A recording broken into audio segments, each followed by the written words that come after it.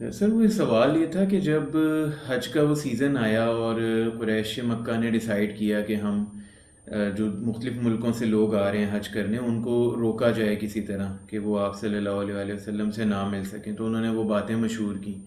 سوال سے پوچھنا چاہ رہا تھا کہ پھر کیا وہ اس میں کامیاب ہو پائے تھے مقصد میں قریش مکہ، یا لوگوں کی ملاقات ہوئی تھی آپ صلی اللہ علیہ وسلم سے؟ حسن، اگر آج میں آپ کسی بھی ملک میں جائیں سیر کرنے، تو ہم سب سے پہلے کیا کرتے ہیں؟ ہم گوگل کرتے ہیں، پوچھتے ہیں وہاں کے موسم کیسا ہے، ہمیں پتہ چل جاتا ہے. ہم وہاں کی امپورٹنٹ چیزیں، پلیسز ٹو وزٹ، ہوٹل کا کرایہ کیا ہوگا، کتنا ایکسپینسو کھانا ہے، کھانے کی اچھی جگہ کون سی ہے، ایسے ہی کرتے ہیں نا. کیونکہ آج ہمیں یہ فیسلٹی اویلیبل ہوگی کہ we know many thing before landing to that city اور دیٹ کنٹری. جب عرب جس زمانے کی ہم بات کر رہے ہیں 1450 سال پہلے، اس وقت یہ ساری فیسلٹیز نہیں تھیں. تو یا تو وہاں سے وزٹ کر کے آنے والے لوگ بتایا کرتے تھے وہاں کے حالات کیا ہیں، یا راستے میں لوگ پوچھا کرتے تھے، اور کچھ لوگ اس شہر میں پہنچ کے پوچھا کرتے تھے. تو حج کا تو سب کو پتہ تھا، بیت اللہ کا پتہ تھا. اس کے بعد وہاں پہ کیا چل رہا ہے، یہ سوشل میڈیا کا زمانہ نہیں تھا کہ آپ کو واٹس ایپ پہ آ جائے گا پتہ، یا آپ ٹی وی چینل ٹیون کریں گے اور آپ کو انفارمیشن مل جائے گی کس جگہ پہ کیا ہو رہا ہے. تو بہت سے لوگوں کو تو پتہ بھی نہیں چلتا، وہ حج کرنے آتے، آ کے حج کر کے واپس چلے جاتے، اور ان کو خبر تک نہ ہوتی کہ یہاں پہ کسی نے نبوت کا دعویٰ کیا ہے یا کوئی اللہ کا نبی اللہ نے بھیجا ہے رسول اللہ صلی اللہ علیہ وآلہ وسلم کی صورت میں. تو جب قریش نے ان راستوں پہ لوگ بٹھا دیے جو مکہ میں آنے کے راستے تھے، اگر لاہور کی میں بات کروں، ملتان روڈ پہ آپ بٹھا دیں، قصور روڈ پہ بٹھا دیں، شیخوپورہ روڈ پہ بٹھا دیں، جی ٹی روڈ پہ بٹھا دیں، موٹر وے پہ بٹھا دیں، تو شاید آپ نے سارے وہ ادھر ملتان روڈ ٹھوکر نیاز بیگ کی سائڈ پہ بٹھا دیں، تو آپ نے کم و بیش وہ سارے راستے کور کر لیے جن سے لوگ لاہور میں انٹر ہوتے ہیں. جی، تو آپ جب سب جگہ پہ بٹھا دیا، اور وہ آتے ہی لوگوں سے یہ کہتے تھے کہ دیکھو محمد بن عبداللہ نے مکہ میں نبوت کا دعویٰ کیا ہے، اور جو اس کے قریب جاتا ہے، جو اس کی بات سنتا ہے، وہ اسی کا ہو جاتا ہے، اس کی باتوں میں آ جاتا ہے. پھر اس کی اپنی عقل سمجھ ختم ہو جاتی ہے، پھر وہ بہن بھائیوں کی پرواہ نہیں کرتا، پھر وہ اپنی قوم کی، قبیلے کی پرواہ نہیں کرتا. تو اب جو بھی مکہ آ رہا ہے حج کے لیے، اسے پہلی انفارمیشن مل رہی ہے کہ یہاں اللہ نے اپنا نبی بھیجا ہے، اور ان کی باتیں بڑی ہی دل میں اترنے والی ہیں. تو جو کام آپ کا تعلق مارکیٹنگ سے ہے، جو کام مارکیٹنگ بڑی ایفرٹ سے بھی نہیں کر پاتی، وہ قریش مکہ نے پوری توجہ، پورا زور لگا کے خود سے کیا. سو اویئرنیس تو کریٹ کر دی انہوں نے مکہ میں آنے والوں کے لیے. اب جب مکہ میں آ گئے تو ابو جہل جیسے لوگ تھے جو کہتے تھے کہ تمہیں زیادہ دیر یہاں رکنے کی ضرورت نہیں ہے، تم حج کا بیسک رکن کر لیے، تم نے عرفات میں چلے گئے، اب تم واپس چلے جاؤ، باقی چیزیں ہم تمہارے بہاف پہ کر دیں گے، ہم ذمہ دار ہیں، اللہ کے حضور ہم جواب دے دیں گے. جس کے جواب میں اللہ کریم نے وہی بھی نازل کی کہ یہ جو لوگوں کے گناہوں کا بوجھ اپنے کندھوں پہ اٹھا رہا ہے، کیا یہ اپنے گناہ کو، اپنی اعمال کو بھگت لے گا؟ اور آل دیٹ. سو جن کو نہیں پتا تھا ان کو پتہ چل گیا، اور لوگ ان میں سے کچھ تو رک گئے قریش کی باتوں میں آ کے، کچھ گئے دیکھنے کہ ہم سمجھیں تو صحیح یہ ہے کیا. ہر طرح کی اپروچ ہے نا انسان میں. کچھ انسان وہ ہوتے ہیں جو کسی کی بات سن کے فوراً رک جاتے ہیں، کچھ کہتے ہیں میں خود کیوں نہ دیکھوں کیا صحیح ہے کیا غلط، میں کوئی بیوقوف نہیں ہوں، میں عقل مند ہوں، اگر بات دل کو عقل کو لگتی ہوگی تو مان لوں گا، نہیں لگتی ہوگی تو کیوں مانوں گا. سو اس صورت میں بہت سے لوگ رسول اللہ صلی اللہ علیہ وسلم سے ملے، اور ان میں سے کئی لوگ ایمان لے بھی آئے. ہم نے پچھلے سیشن میں 2-3 سیشن پہلے بات کی تھی نا کہ ایمان لانے والوں کی تعداد میں تیزی سے اضافہ کیوں ہوا. تو یہ وہ چیزیں ہیں جنہوں نے الٹیمیٹلی کنٹریبیوٹ کیا لوگوں کی اویئرنیس میں اور ایمان لانے کے لیے. جی سر اس میں یہ بھی ہوتا ہے کہ جب آپ اس طرح کسی کو روکتے ہیں، ٹھیک ہے ان کی اسٹریٹجی تھی، تو لوگوں میں پھر کیوریوسٹی بھی ہوتی ہے. جی یقین اوبویسلی ڈفرینٹ کلچر سے لوگ آئے، سو ایک کیوریوسٹی تو ہوتی ہے کہ یار میں دیکھوں تو صحیح یہ کیا کہہ رہے ہیں. یا میں کوئی چیز پڑھی ہو نا تو مجھے شاید اس کا احساس بھی نہیں ہوگا، اور اگر آپ مجھے مینشن کر دیں گے نا اجازت اس چیز کو نہیں چھیڑنا، تو میں اسے چھیڑنے سے رکوں یا نہیں رکوں. بار بار اس کو دیکھوں گا، بار بار اس کے بارے میں سوچوں گا، اور موقع ملا تو آپ کو پوچھوں گا بھی. تو آپ تو خود یہ تو ایکچولی اس ایفرٹ نے کیٹلسٹ کا کام کیا. بڑی سپیڈ ہو گئی لوگوں تک یہ انفارمیشن، رسالت مآب صلی اللہ علیہ وسلم کی نبوت اور اللہ کی مہربانی کی انفارمیشن لوگوں تک زیادہ جلدی اور زیادہ ڈائریکٹ پہنچی. ٹھیک ہو گئی. اب آج ہم بات کر رہے تھے ہجرت حبشہ. ہجرت حبشہ کی. اب قریش پریشان ہے، وہ ہر طریقہ آزما چکے، ظلم کر لیا، ڈیل کرنے کی کوشش کی، کسی نہ کسی طرح لوگوں کو روکنے کی کوشش کی، بٹ رزلٹ ان کی مرضی کے نہیں آ رہے. انہوں نے ایک بار پھر ظلم و ستم کی طرف اپنی ڈائریکشن کر لی. اب ہم پہلے بھی بات کر چکے ہیں، 25-30 لوگ ایمان لائے.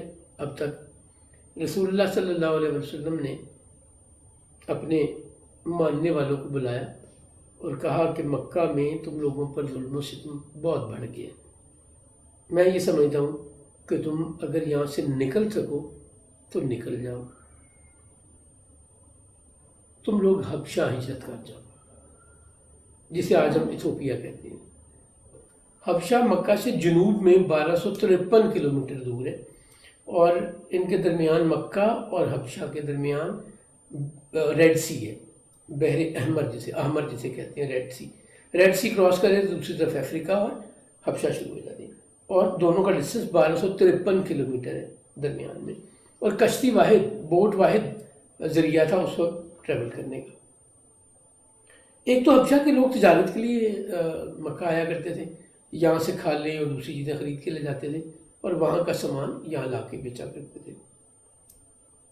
دوسرے رسالت میں آپ صلی اللہ علیہ وسلم کی جو فورن ڈپلومیسی یا وزارت خارجہ کا جو کام ہوتا ہے، امور خارجہ پر مہارت دیکھیے. آپ کو پتہ ہے کہ حبشہ میں کیسے لوگ رہتے ہیں، وہاں کا بادشاہ کیسا ہے، اور اگر میں اپنے لوگوں کو وہاں بھیجوں گا تو آؤٹ کم کیا آئے گا. کیا ان کو سپورٹ ملے گی، وہ ایلین ہوں گے، یا وہاں جا کے پھنس جائیں گے. سو ونس اگین جو میں بات کہتا ہوتا ہوں کہ ہم نے رسول اللہ صلی اللہ علیہ وسلم کو دین میں پابند کرنے کی، باؤنڈ کرنے کی، ریسٹرکٹ کرنے کی کوشش کی ہے، جبکہ رسالت میں آپ صلی اللہ علیہ وسلم ان تمام معاملات جو زندگی میں آپ کے حکومت کے یا عام زندگی کے معاشرتی نظام کے آتے ہیں، ان سب کے لیے رہنمائی سرکار کی زندگی میں موجود ہے. اس وقت وہاں حکومت ہے اسہمہ بن ابجر، جسے تاریخ اسلام میں نجاشی کہا جاتا ہے.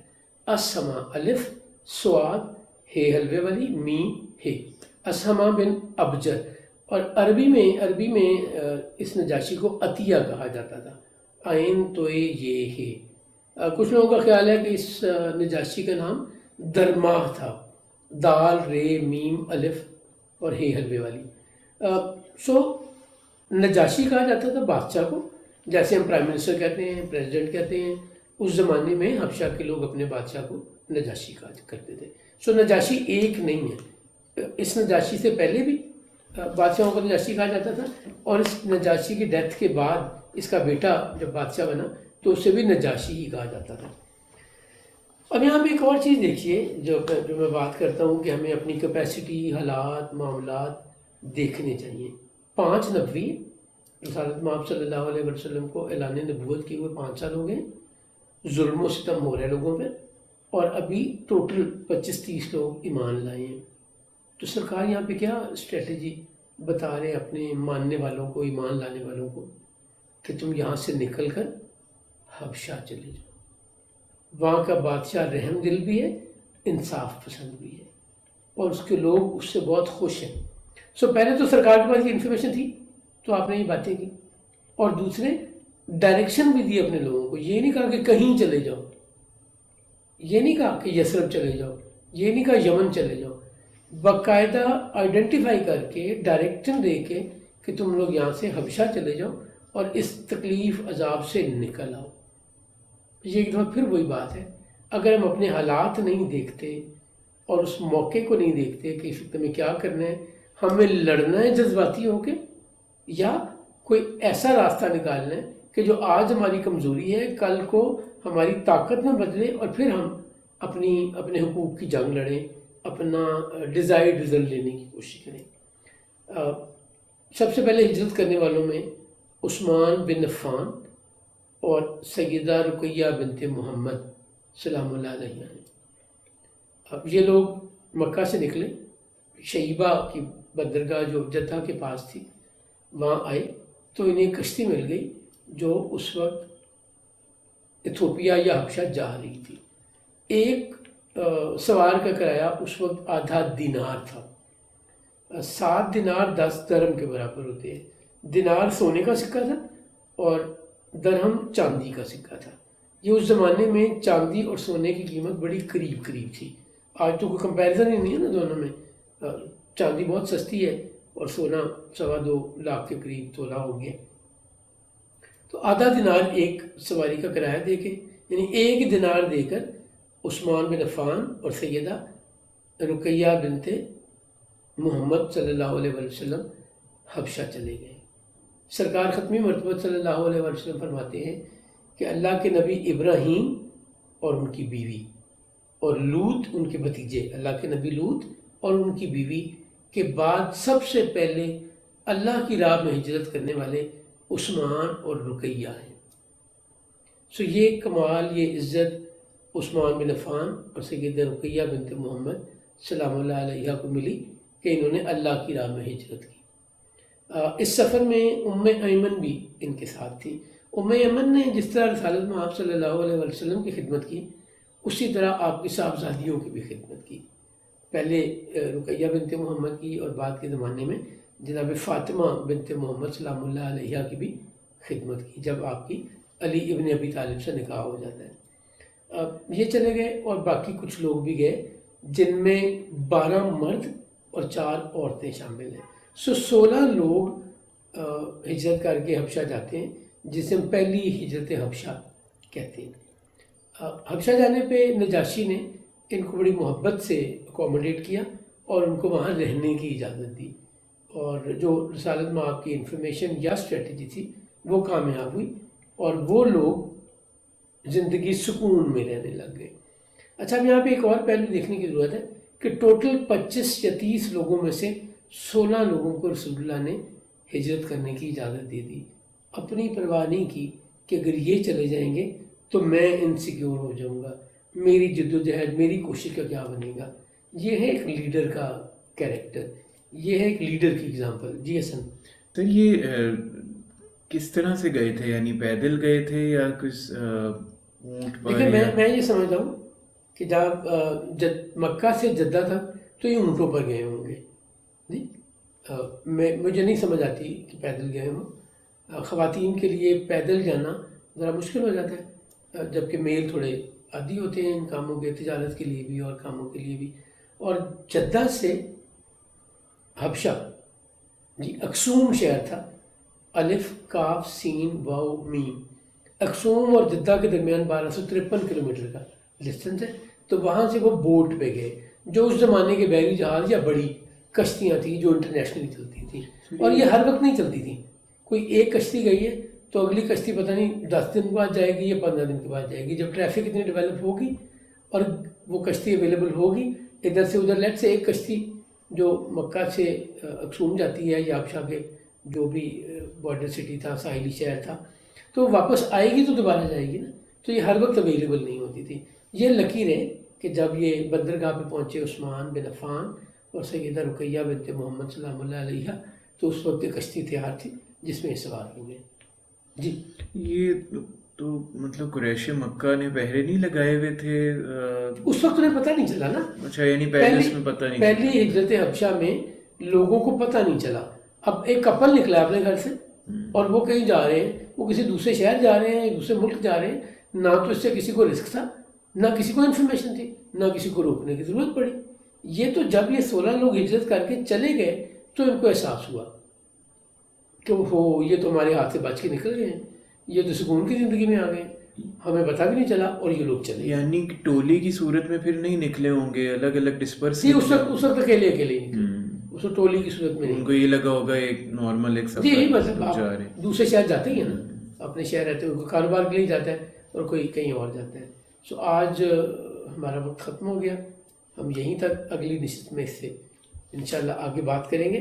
رسالت میں آپ صلی اللہ علیہ وسلم کے جانثار ساتھیوں کی آپ پہ جانثاری اور آپ کے حکم پر عمل. اللہ ہمیں بھی ایسی توفیق دے کہ ہم ان کے راستے کو اپنا سکیں.